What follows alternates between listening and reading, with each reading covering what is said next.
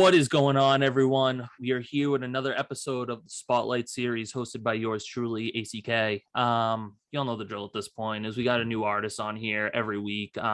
Usually we do solo artists and independent artists and stuff like that, but have a real treat here today.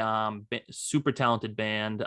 Been listening to a lot of their stuff. I was telling them I was going back way back in the day when they were releasing stuff in 2015, 2016, but most recently been listening to one of their new albums, and I can't stop listening to it. It's definitely a top 5 favorite album of mine right now, easily, and can't say anything else about it. Just amazing. They're super talented in what they're doing.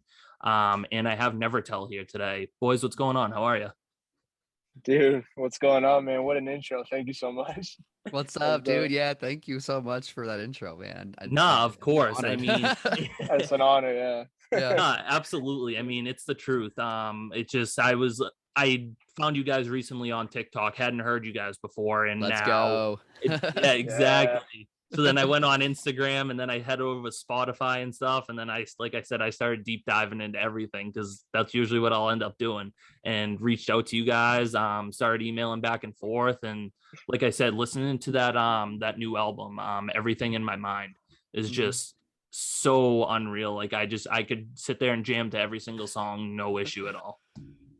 Dude, that's the goal. That's what's up. Thank you so much, bro. Yeah. No, I'm very curious though, real quick. I just want to know what song. I'm always curious when people find us on TikTok. What song was it? Do you remember? Oh, see, that's a good question. That is a great question, actually. I would have been reversed. I would hate no, exactly. Yeah, now I'm getting interviewed here. Yeah. I would have to go back at some point and figure that out because I definitely liked it and I know which one it was for a fact. So, but that's actually a good question. I don't know what the song was that you guys were doing on there. Yeah. I'm always interested because I'm always interested in like what song captures people the most, especially on TikTok. That way it can be like, oh, okay, a lot of people have said this one. Let's continue. Like, it exactly. helps a lot. Yeah. No, and obviously at the end of the show today, we're gonna end up playing one of your songs. That's definitely one of my favorites is Back on Me. But then I would say definitely I really connect a lot with Know My Loneliness. That one definitely just hit different compared to a lot of the other ones. But like I said, the whole album is just fantastic. Thank you. Thank you. Yeah, that's so dope. No, of course.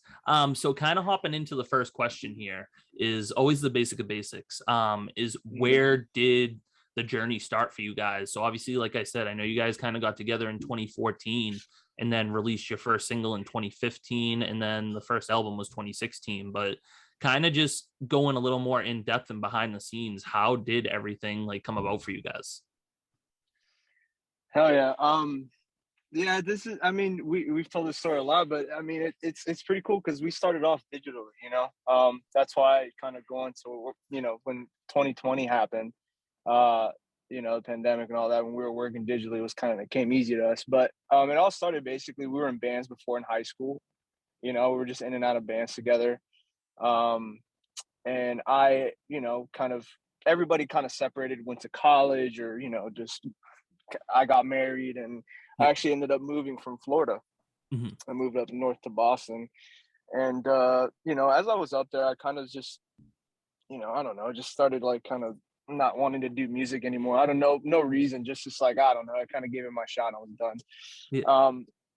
But it all came down to, man, like I was up there and, just living the 9-to-5 life, whatever. And I went to a Linkin Park show. It was on the Carnivores tour, saw them in 30 Seconds to Mars. And after that show, there was just a fire that lit in me. And I was just like, this is what I want to do. Like, I don't know why I'm not doing that. So instantly went back home. And that night, I think I called the first 2 people that came to mind was Alec and Jeremy. And I instantly called them and I was like, I know it was probably random to them. You know what I mean? They were probably just like, what the hell? But I hit them up over the internet. I was like, guys, you just want to like start writing some demos or whatever and just see what happens. And yeah, so we started just kind of getting on Skype while I was still in Boston and just kind of writing together over the internet. We were writing over video games too. There's this video game called Destiny. Yep. It would hop. Yeah. We would hop in the tower. If anybody knows that game, and we would literally just like show each other ideas or just songs or whatever. Yeah. No, I mean, Yeah. that's honestly awesome. It's just like a cool way to kind of, like you said, you went to that concert and the fire lit under you, and you had that moment of realization, and you were like, this is what I need to do. This is what I want to do. And I want to do it with these other people who are my friends and family at this point. And it's super cool. And actually didn't even realize that you had time up here in Boston, because that's where I'm at right now anyway, born and raised. Oh, really? Yeah. You're born and raised in Boston? Yeah, I mean, about 20 minutes outside of Boston. But I mean, home, obviously you guys at some point, I try to keep my Boston accent toned down during the interviews, but every once in a while I could hear an accent. I was gonna ask if it's either New York or Boston. I was one of the two. I couldn't place it. Yeah. No, exactly. I mean, I can really get the Boston accent out at some points. I mean, I can park the car in Harvard Yard, but other than that, no. But it's awesome that you said you were from that you moved up to Boston for a little bit. That's always cool to kind of hear that. Where in Boston were you actually staying? Like, were you in Boston itself, or were you kind of outside of it? Yeah, actually, I was just outside. I was like 5 minutes away, basically just across the Tobin Bridge. I was in Chelsea. Oh, okay, yeah, I know exactly where Chelsea. Yeah. Yep. Yeah. So I was actually working at Rent Center there for like 2 years, and I was Floridian boy. I didn't know what snow was. I remember being up there, and like the first time it snowed, I was just like in my underwear looking outside, like, and my wife said, "Dude, what are you doing?" I was like, "Bro, it's snowing." Like, what the No, exactly. I mean, that's just, I mean, as much as I love the winter, I mean, I'm getting tired of it. There's just snow every year and it just doesn't stop. But I mean, unlike some people that live down in like Florida and live down south and stuff, I'll be outside in like a t-shirt and shorts shoveling, and they'll be like, how the hell do you do that? And I'm like, just Boston at this point. That's all it is. Yeah, man. Get accustomed to it. Yep. 100%. Yeah, so kind of hopping into the second question, I always love asking this, and I could sit here for hours talking about inspirations. A lot of people know that I grew up on country music, and that's really where my childhood kind of started, and that's how I started to really develop the love for music, was country. But then, kind of like everyone does, is they venture off and kind of start listening to other things, and I was never really one to say, oh, I don't like this, I don't like that, like I'm only this kind of genre. But I always listened to rock, rap, pop, country, obviously R&B, just everything. And I always tell people, is as much as I love country music and as much as that's what I write and produce, Chris Daughtry, he's an all-time favorite artist of mine, and he's huge inspiration to me. So I always love saying that. But who are some inspirations that you guys kind of look up to in the music business and really draw like just inspiration from? That's so cool. I can identify with that story of sort of discovering music and falling in love with country music. That's actually exactly how kind of my story started. My family listened to country music growing up, so like I listened to a lot of that, and I think that dictates a lot of the melodies and kind of like just like a lot of the music that I kind of like, which is like the softer side of the rock industry, which is kind of like the more top 40s chorus kind of stuff in the rock industry. But I think translating into now our influences currently and like the kind of artists that we really look up to today, and I'll have Raul fill in some gaps if I don't if I don't touch on all the influences for sure, but I know the main ones for us, like Bring Me the Horizon obviously is like a huge inspiration for us. Linkin Park was a obviously major inspiration when they were like around doing stuff. Like that was probably the number one for the longest time. And Bring Me the Horizon has kind of slowly been taking that mantle for us because they've been experimenting in the same way with rock music. We just love them because they like experiment with rock music in a way that no other band really does. They mix electronics and hip hop, and they're not afraid to do collabs with artists like in the pop space, like Ed Sheeran, or do stuff with baby metal. Like they're just so versatile. And like, that's the kind of band that we want to be. Yeah. Like just a versatile rock band, whether that's in the hip hop space, the pop space, like a metal song, whatever. Like, in terms of like just their fluidity as a band, we really look up to them. And another artist I look up to, and just in terms of like, I don't know, I guess I think Raul could probably agree too, in terms of like their drive and their passion and their dedication to being an independent artist, is like Russ. Not necessarily musically, but in terms of just like how he's able to move as an independent artist, and how he inspires independent artists to take control of their career and to run their run their craft and run their art like a business, as well as, a passion project, and finding a balance between that is a big inspiration for us in terms of like the business side. Yeah. And then sonically too, going off of that, I mean, Issues is a huge inspiration to us. Big inspiration for me vocally was Tyler Carter growing up. Those kind of like R&B vocals mixed with rock music. It's just a big thing for me. I love that. So just huge inspirations. For I think probably the top for us would have to be probably Bring the Horizon, Linkin Park. Bad Omens is a huge one right now for us. We're really digging Bad Omens. It's kind of one that came out of nowhere. Yep. The new Bad Omens record is sick. Hip hop artists like Logic inspired us a lot too. A lot of our music in the early days. Yep. Joyner Lucas, I know too as well. Big inspiration for Raul as well. Like the hip hop artist. Oh, yeah. We take a lot from that as well because we try to mix hip hop and rock pretty well. But I think those are probably all of our main influences. A little bit of Chase Atlantic in there as well. Yeah. If you know who Chase Atlantic is, they're like a hip hop R&B rock group like that does rock live. It's interesting if you haven't heard of them. For those artists, maybe anyone who's listening who hasn't heard of them, but probably those artists. Yeah, no, that's awesome. And like I said, I mean, definitely always asking that question. I could sit here for hours and talk about inspirations. You just keep going. We could keep going on and on. Oh my God, yeah. But I mean, no, obviously all those that you named are super amazing inspirations to look up to. I mean, obviously Linkin Park. I mean, you can't go wrong with them. Obviously, like I'd easily put them in a top 5, top 10 category. Oh my God, yeah, of like all time. Like they're like but they're like number 1, number 2. They're like easy of all time. Exactly. Yeah. And just the obviously it's going to lead into the next question and everything is just the creative process sometimes behind a lot of these bands, whether they're big time or if they're still up and coming. It's just the whole storytelling aspect and just kind of how like the beats and melodies and how everything plays out. It's like a journey when you're listening to the music. And I know I've asked this question 1,000 times, and I said this kind of before we started the interview, is this third question is about the creative process. And I've done more interviews than I can count, and I don't think I really ever have the same answer when I ask this question.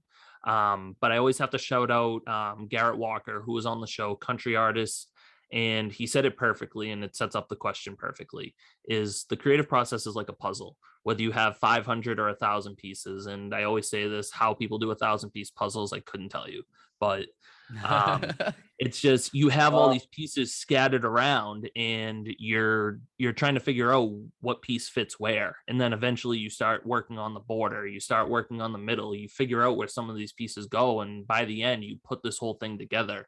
You have this masterpiece, you have this thing that you can hang up, that you can listen to, that you can cherish.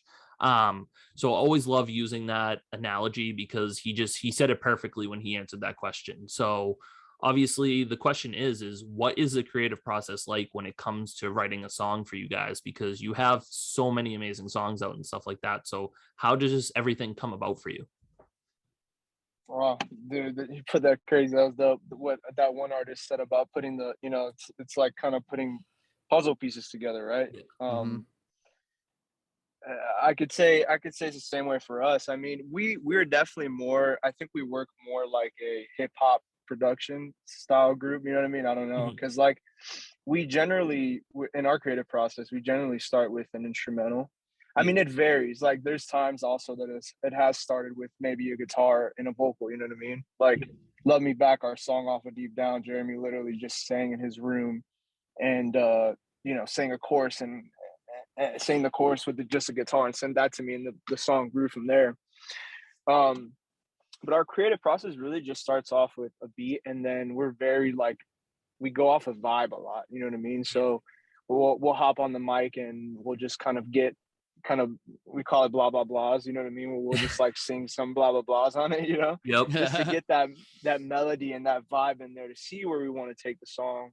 And then fitting the puzzle pieces together usually comes around when we have these parts where we have to fill in the lyrics, and then we can mess around with the structure, you know what I'm saying? Right.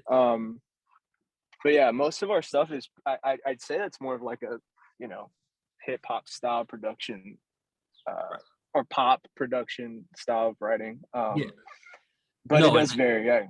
Yeah, no, and that's awesome. And like I said, I mean, every artist that I have on here, they'll say that they either start with the lyrics or they start with a melody, they start with a guitar, they start with singing, and it just fluctuates every time. It even happens just every time you go to make a song. You could go make 5 different songs and do it 5 different ways. Sometimes that's just how it plays out and how it happens. And definitely relate a lot to like when you guys are just vibing and in that state of like emotions and stuff like that, because that's when I love writing the most, is when I'm in those emotions and stuff like that. Because back in 2018, a lot of people knows I lost my grandfather, and that's when I wrote my first ever song. I wrote that about a month after he was gone, and I maybe wrote it in an hour, and kind of already had the melody together, already had the lyrics together and everything, and it just kind of flowed. But the creative process can just sometimes be wild, and that's just why I always love asking that one question. Yeah, man. I mean, even sometimes our guitarist Alec, he'll start with a lead and we'll even turn that into a vocal melody sometimes. I don't know. It's just it's everywhere, you know what I mean? Exactly. It's everywhere. Yeah. Hello, that's me. I'm the guitar player. I joined stealthily. I was very quiet. Stealthily. I didn't want to interrupt anything. No, you're good. No, you are good. No worries. Welcome to the show. Obviously, we're just having artists pop in here from the band. Never know when they're gonna pop in, say hello.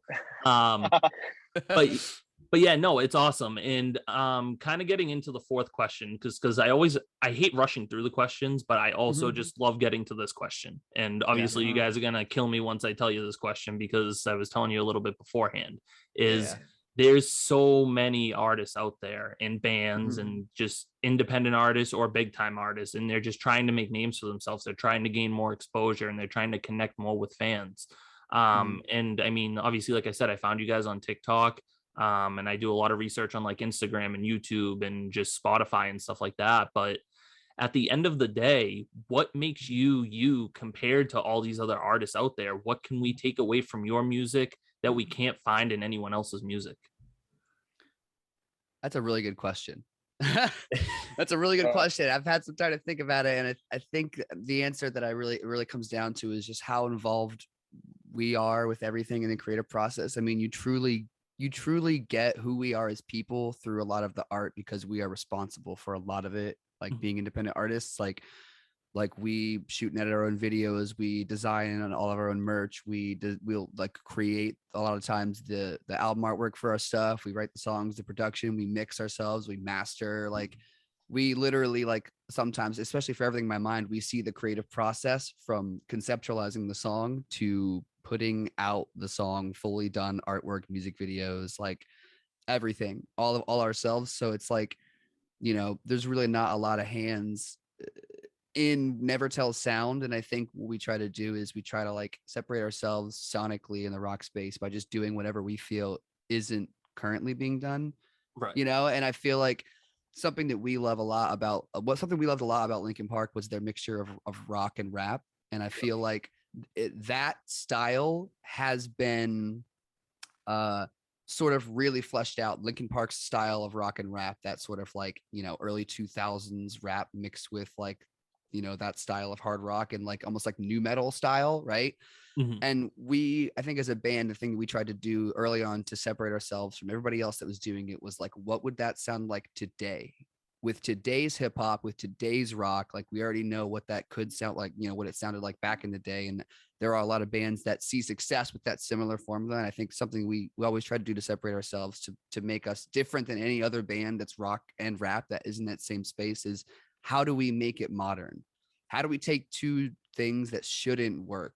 You know, like the two genres that shouldn't work. How do we take those things and make them work together? And I think that's something that really does make us different at the end of the day. We're not trying to just make rock music that's good enough for radio or good enough for top 40 or good, you know, like we really try to think about like what's going to push the genre forward, what's going to be different than anything anyone's heard before from other rock artists. Like I think that's at the end of the day what separates us, how involved we are in every part of the process, and also like, you know, what our goal is and how we want to sound compared to everybody else in the scene as well. Yeah, no, and I mean that just, it makes perfect sense, and it really goes in depth to who you guys are as a band, because I hear all that stuff when I was listening to your albums and stuff like that, and listening to some of your singles. Is just, you don't do what other people do, and that's a fantastic thing to do, is because like you guys do it perfectly, is because I'd really, besides some of, I mean, I can't really think of any off the top of my head, but I could put you guys in a playlist with hundreds of different bands, and I could probably easily figure out who I could be. Oh, that's Nevertel right there, because it's so distinct, and I think the authenticities that you guys have is just really, it's a creative thing that you guys do that's just really unique. Just like you said, mixing that rock and hip hop and kind of like that EDM and stuff like that. It's really cool and really powerful. Thank you so much. I think it comes from a place of all of us being really good friends, you know, and like not being afraid to push each other and do creative stuff and try different things, and not being afraid to take on new responsibilities, whether it's Raul deciding we were going to start, you know, writing, recording, and mixing and mastering all in house, and taking on that and really getting to be a master at that, you know, and like, and now that, you know, Raul can make a hip hop beat, and like really, really, really good hip hop beat in like 30 minutes, and then just like put some rock instruments on it, and it already sounds different than anything anyone's doing. You know what I'm saying? So like, exactly, it comes down to refining it and what sounds like different. And so I think that's a big part, like what Raul has done in like learning the production side and becoming like a producer for the band really separates us from most artists that are just going to a producer.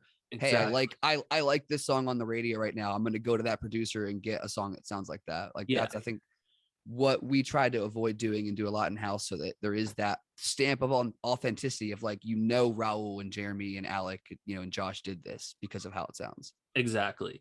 And that's just, no, I mean, you just nailed it. I mean, that's just a great way. That's just a great way to put everything, honestly. Thank you. Yeah, the way you put that, Jay, was dope. Like, even just describing how we're different. Like, I didn't even, you know, you're in the project, so you don't think of it like that. But you putting it in that way, I was like, damn, yeah. Yeah, no, like exactly. We very could easily go to any rock producer that is killing it right now, that we have so much respect for every single one of them in the industry. But it's like, also at the same time, I think we want that respect ourselves, for them to look at us and be like, all right, we don't need to work with you guys because y'all are already sick. I want to work with you now because you guys are doing something cool. That's what we want to do. You know, like, we want them knocking at our door, not us knocking at their door. Exactly. No, and I mean that's honestly an even better way to put it. Like, that's what you guys want to do, and that's who you guys are, and you know that's what you guys are all together. So that's just super, super cool. So kind of looking towards the future, because we've been talking about your past, we've been talking about kind of what you guys are doing right now and stuff. And this kind of leads into the fifth and final question, which is, what are your goals? I mean, because obviously you guys have a lot of stuff out right now, and obviously there's definitely probably more to come, I can assume. But what can we expect kind of short term, long term, and just what can we look forward to in the future from you guys? Man, I always say this in every interview. It probably gets annoying, but like, you know, you could always expect Nevertel to be working on some form of music or project of work. You know what I mean? Yeah. We do have a couple songs that are pretty close and that we are enjoying, and we're definitely planning to have songs out this year, and excited to get to be creative again.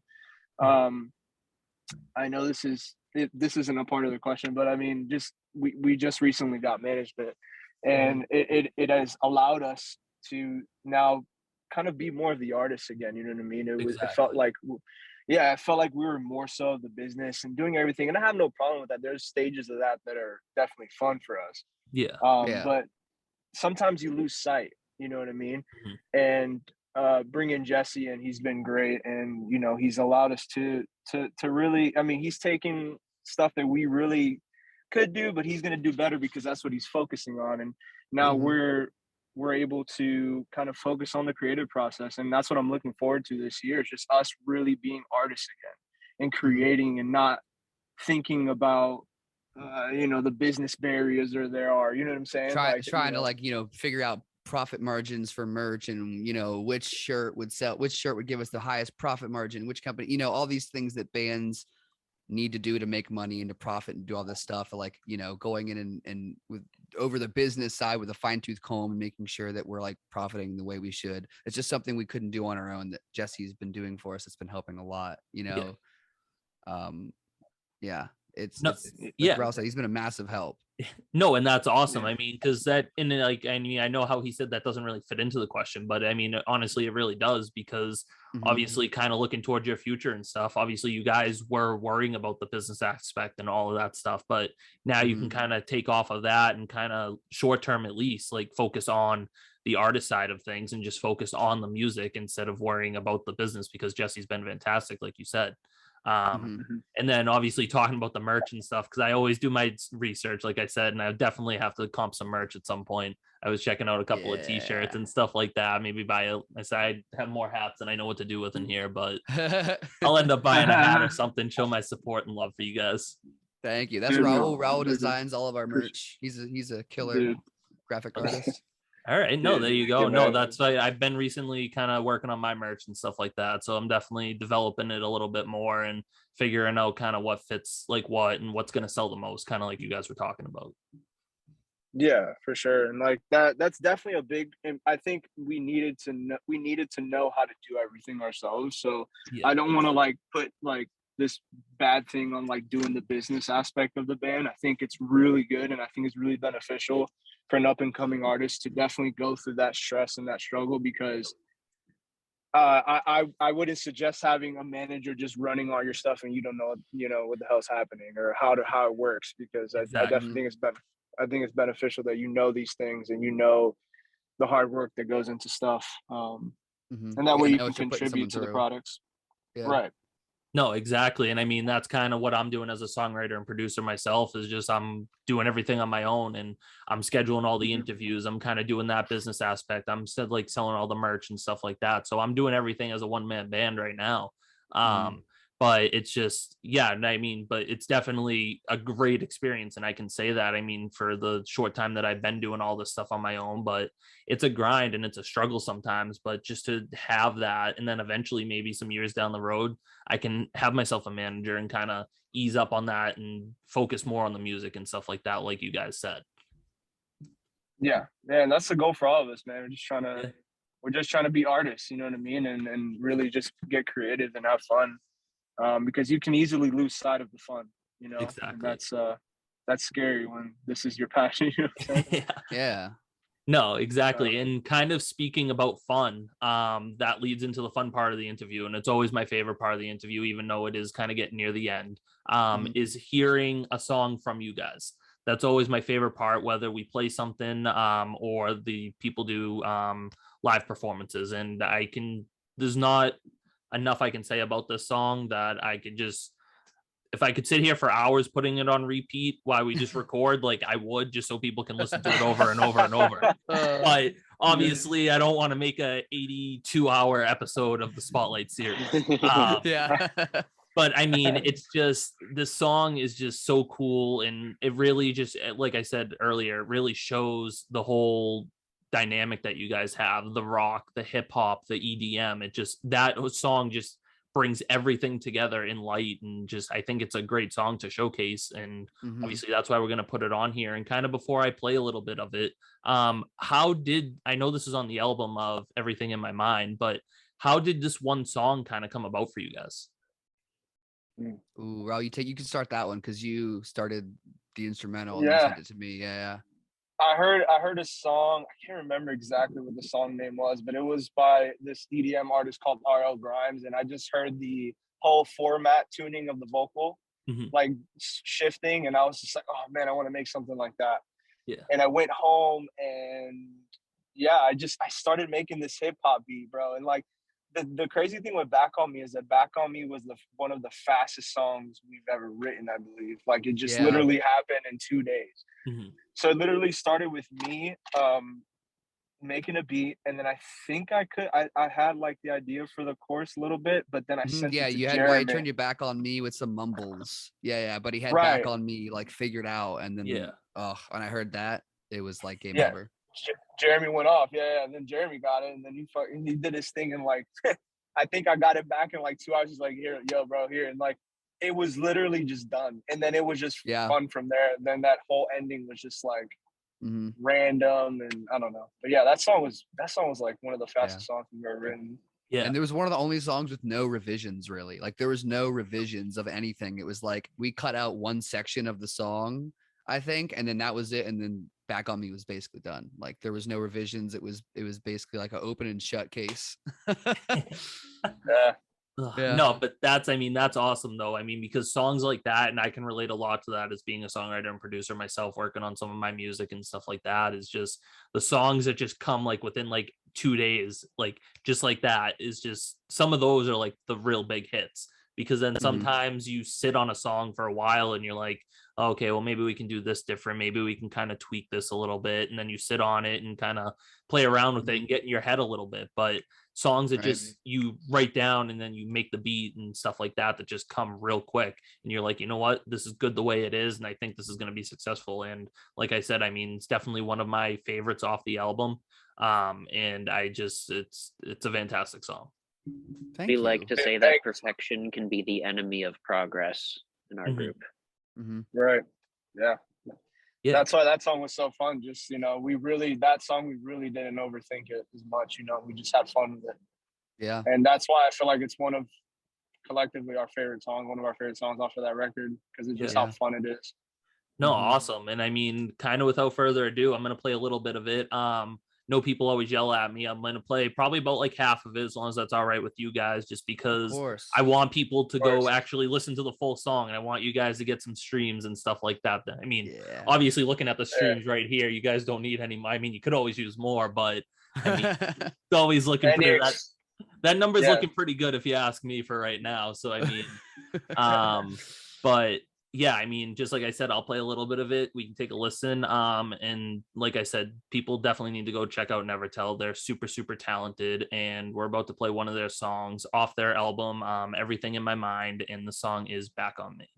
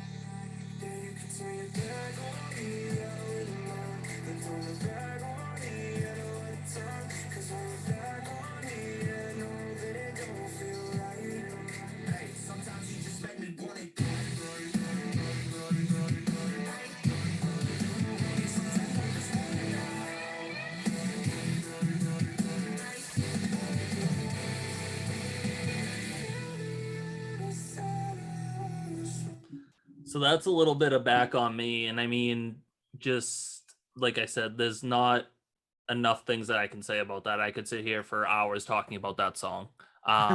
It's just that one, I already had it like dialed in my head, that 115 mark, when things just start cranking up, and I'm just like, that's it. It's game over after that. Like I'm hooked, like instantly hooked off of that. I mean, I'm already hooked from the first note anyway, and from the first beat, but once it gets to 115 on there, it's just all hell breaks loose, and that's just it's game over after that.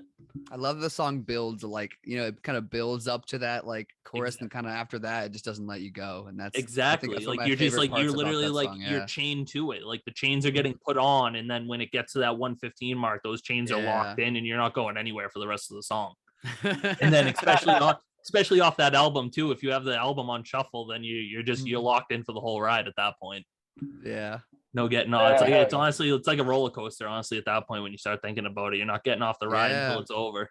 That's kind of how we thought of it too. Like we wanted a song for every kind of mood, and we wanted it to feel like a dynamic record, which is why like there's like a hip hop song on it that has like almost no rock. There's like you know, rock tracks, there's breakdowns, there's like soft songs, there's instrumental tracks. It's just like We just wanted it to be stand out and be a self-contained like body of work that you could play front to back and not really want to skip, you know? Yeah.